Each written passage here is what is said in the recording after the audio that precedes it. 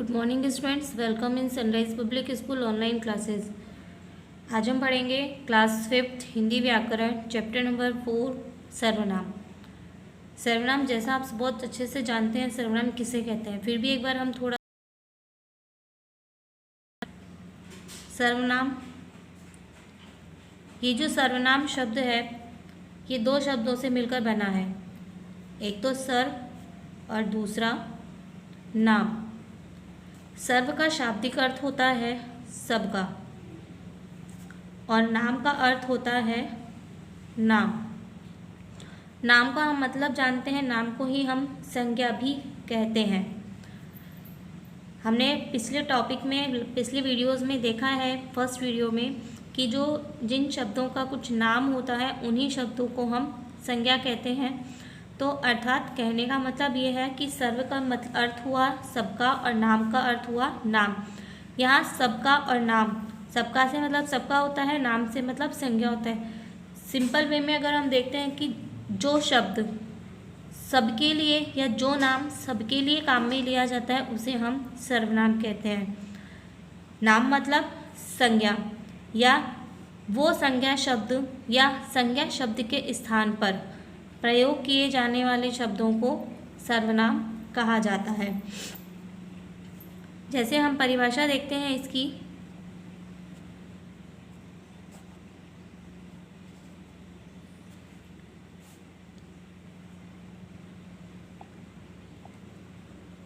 जिन शब्दों का प्रयोग संज्ञा के स्थान पर किया जाता है उन्हें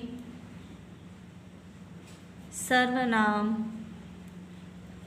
कहते हैं। जैसे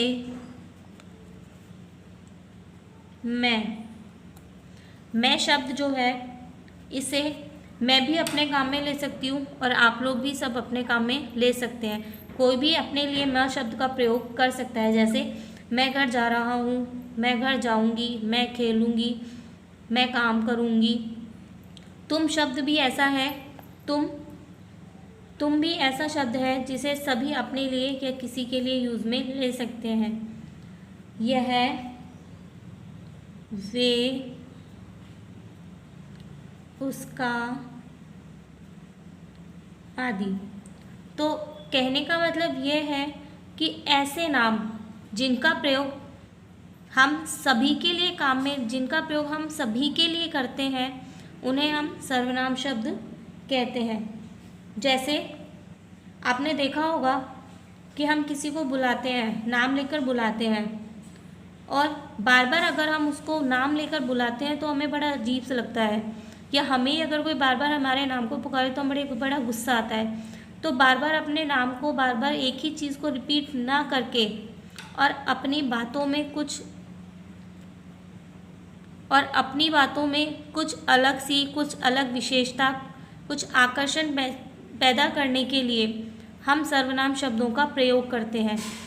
सर्वनाम शब्दों के प्रयोग से हमारी भाषा सरल बन जाती है और आकर्षित होती है। आगे हम इसके कुछ प्रयोग देखते हैं। जैसे मैं लिखती हूँ, गोपाल एक अच्छा लड़का है।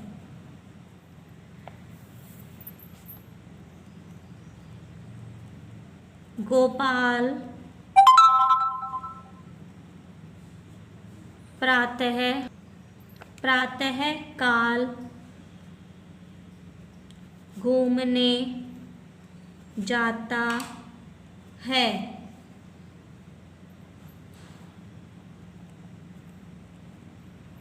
गोपाल प्रतिदिन नहाता है। यहाँ देखो मैंने 3 वाक्य लिखे हैं और गोपाल एक अच्छा लड़का है, गोपाल प्रातःकाल घूमने जाता है, गोपाल प्रतिदिन नहाता है। यहाँ हमने गोपाल शब्द को, गोपाल जो नाम है इस नाम का प्रयोग मैंने 3 बार किया है। लेकिन अगर इसकी जगह हम यहाँ सर्वनाम, जैसे ये गोपाल और ये गोपाल, इसके स्थान पर हम लिख सकते हैं वह। तो क्या हो जाएगा, गोपाल एक अच्छा लड़का है, वह प्रातःकाल घूमने जाता है, और यहाँ भी गोपाल की जगह पर वह प्रतिदिन नहाता है।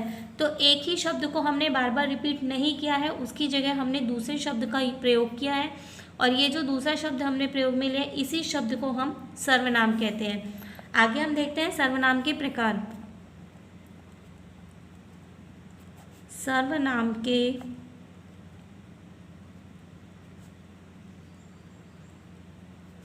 प्रकार, सर्वनाम के प्रकार देखते हैं। सर्वनाम के 6 प्रकार होते हैं। 6 प्रकार कौन कौन से हम देखते हैं एक बार। सर्वनाम,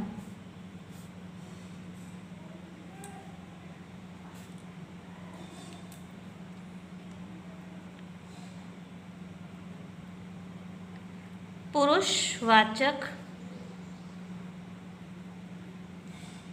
सर्वनाम,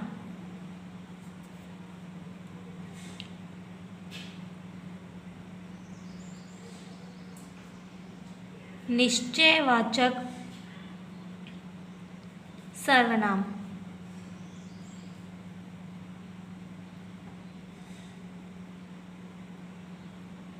अनिश्चयवाचक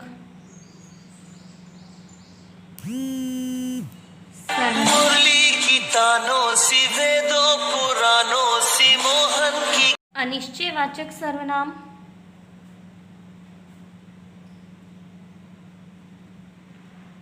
प्रश्नवाचक सर्वनाम,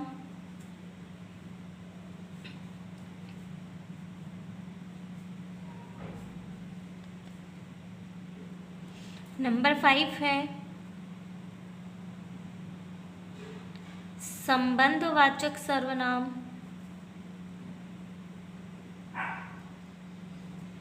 और लास्ट नंबर 6 है निजवाचक सर्वनाम।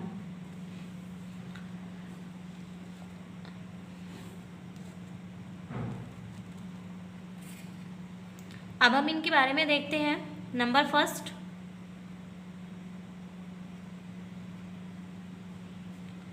पुरुषवाचक सर्वनाम। जैसा कि हमें नाम से ही मालूम चल रहा है, पुरुषवाचक अर्थात पुरुष से रिलेटेड जो शब्द या जिन सर्वनाम शब्दों का प्रयोग बोलने वाला अपने लिए, सुनने वाले के लिए और किसी तीसरे व्यक्ति के लिए जो उसके पास नहीं है, जिसके बारे में वह बात कर रहा है, उनके लिए प्रयोग करता है, प्रयोग में आते हैं, वे सभी पुरुषवाचक सर्वनाम कहलाते हैं। जैसे बोलने वाला यानी मैं, सुनने वाला यानी तुम, इसके अलावा तीसरा जिसके बारे में हम बात करते हैं वो हो जाता है वह। तो ये तीनों जो शब्द हैं, सर्वनाम शब्द हैं, ये तीनों सर्वनाम शब्द हो जाएंगे पुरुषवाचक सर्वनाम। तो परिभाषा देखते हैं हम इसकी।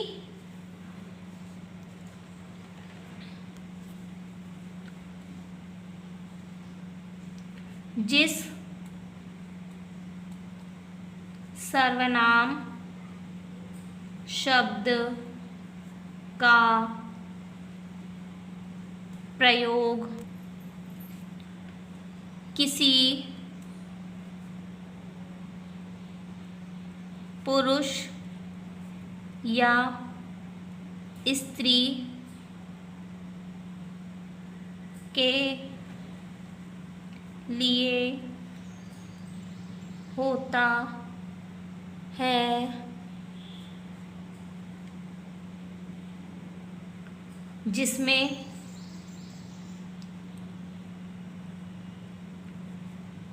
बोलने वाले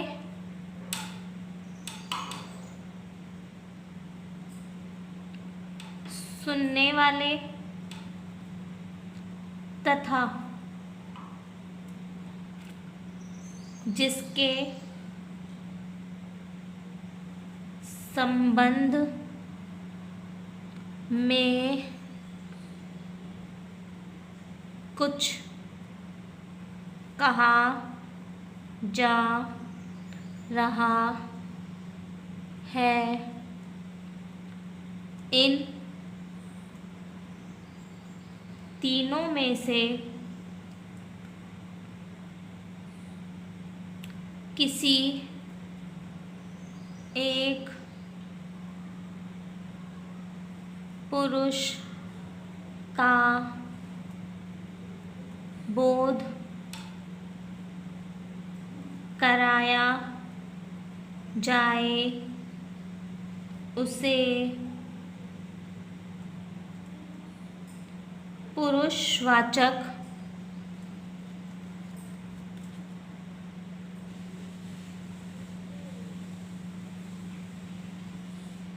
सर्वनाम कहते हैं। जैसे मैं, तुम, वह आदि। अब देखो हमारे पास यहाँ पुरुषों में 3 तरह के आए हैं। एक तो है मैं अर्थात जो बोलता है, दूसरा है तुम जो सुनता है, और तीसरा है वह जिसके संबंध में कोई बात की जा रही हो। इन तीनों में से कोई भी एक पुरुष अर्थात 3 पुरुष हो गए हमारे पास, एक बोलने वाला, दूसरा सुनने वाला और तीसरा जिसके संबंध में कोई बात की जा रही है। तो 3 पुरुष हो गए हैं हमारे पास। इसका मतलब यह है कि जो हमारा पुरुषवाचक सर्वनाम होता है, इस पुरुषवाचक सर्वनाम के भी 3 ही भेद होते हैं, जिनमें एक बोलने वाला होगा, दूसरा सुनने वाला होगा और तीसरा जिसके संबंध में बात की जाएगी। बोलने वाले होते हैं। अब बोलने वाला कौन होता है? मैं अगर होता है तो मैं कैसा हूँ? मैं हूँ सबसे उत्तम। कैसा हूँ मैं? सबसे उत्तम, क्योंकि अपने आप को कभी भी कोई बुरा नहीं बोलता है। मैं सबसे अच्छा होता है हमेशा। मैं सबसे अच्छा हूँ तो मैं कौन सा हुआ? उत्तम। अर्थात सबसे पहला हमारा जो पुरुषवाचक सर्वनाम का भेद हुआ वो होगा उत्तम पुरुष। देखते हैं हम पुरुषवाचक सर्वनाम के भेद।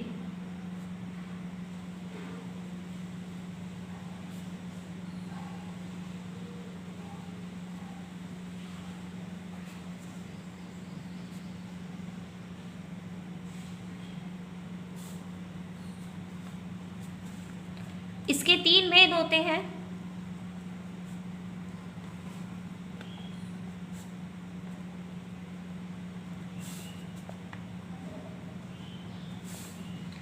नंबर फर्स्ट, उत्तम पुरुष वाचक। तो अभी मैंने आपको बताया कि उत्तम पुरुष यानी सबसे अच्छा पुरुष। सबसे अच्छा पुरुष कौन होता है? मैं, अर्थात जो अपने लिए, मैं जो है अपने आप को कभी भी कोई बुरा नहीं बताता है, तो मैं जो है वो सबसे उत्तम है, उत्तम पुरुष होता है। इसकी देखते हैं परिभाषा। जिस सर्वनाम शब्द का प्रयोग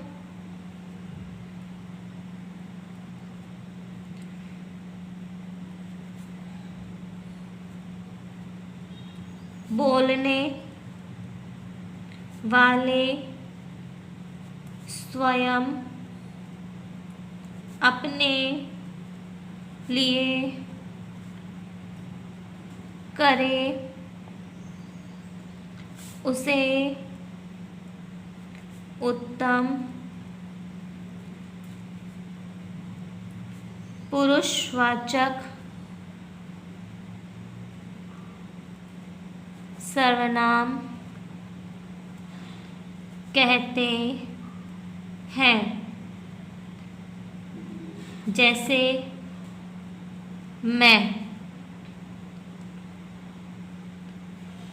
मेरा, हमारा, हम आदि। अब ये तो बात हुई उत्तम पुरुष की। दूसरे नंबर पे सबसे अच्छा तो हो गया मैं। मेरे बाद अच्छा कौन होता है? तुम, अर्थात जो कि हमारे सामने है, जिससे हम बात कर रहे हैं। तो हमारे सामने जो है उसकी भी हम बुराई नहीं कर सकते, इसलिए मेरे बाद में अच्छा हुआ मेरे दूसरे वाला, अर्थात तुम। तो दूसरे नंबर का प्रकार होता है मध्यम पुरुष वाचक। इसमें देखते हैं हम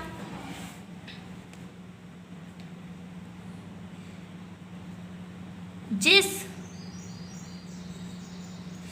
सर्वनाम का प्रयोग वक्ता, वक्ता होता है बोलने वाला, वक्ता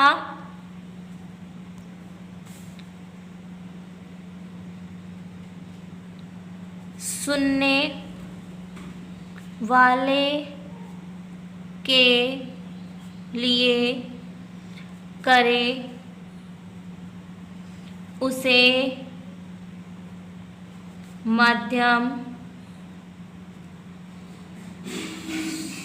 पुरुषवाचक सर्वनाम कहते हैं। जैसे तुम, तू, तेरा,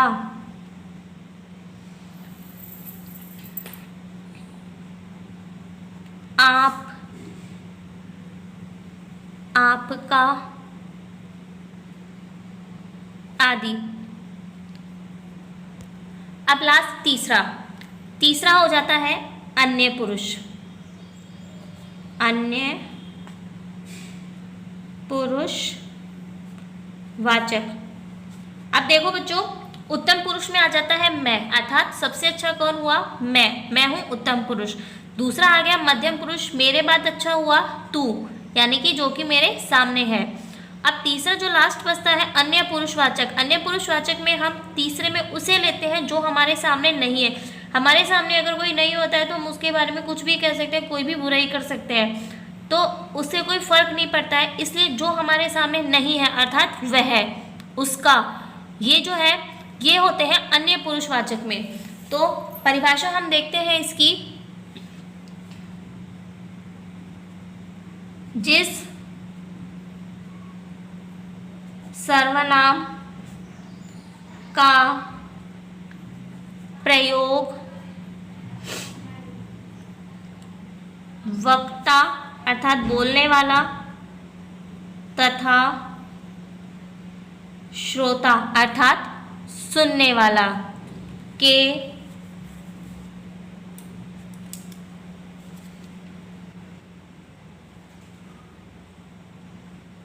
अतिरिक्त किसी अन्य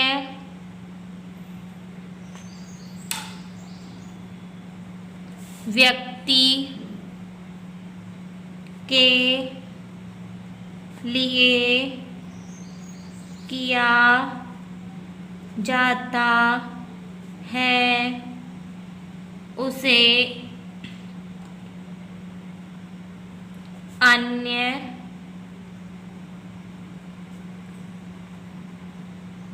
पुरुषवाचक सर्वनाम कहते हैं। जैसे वह, वे, उसका, उनका, यह, ये आदि। स्टूडेंट्स, ये हुआ पुरुषवाचक सर्वनाम के भेद। पुरुषवाचक सर्वनाम कंप्लीट हुआ हमारा। अभी आगे हमें 5 सर्वनाम के भेद और पढ़ने हैं। निजवाचक सर्वनाम, निश्चयवाचक सर्वनाम, अनिश्चयवाचक सर्वनाम, इस तरह से हमें पांच भेद और पढ़ने हैं। तो आज की वीडियो में हम इतना ही करेंगे। नेक्स्ट वीडियो में हम बाकी के भेदों को पढ़ेंगे। आई होप आपको अच्छे से समझ में आ गया होगा। तो good day and thank you, have a nice day.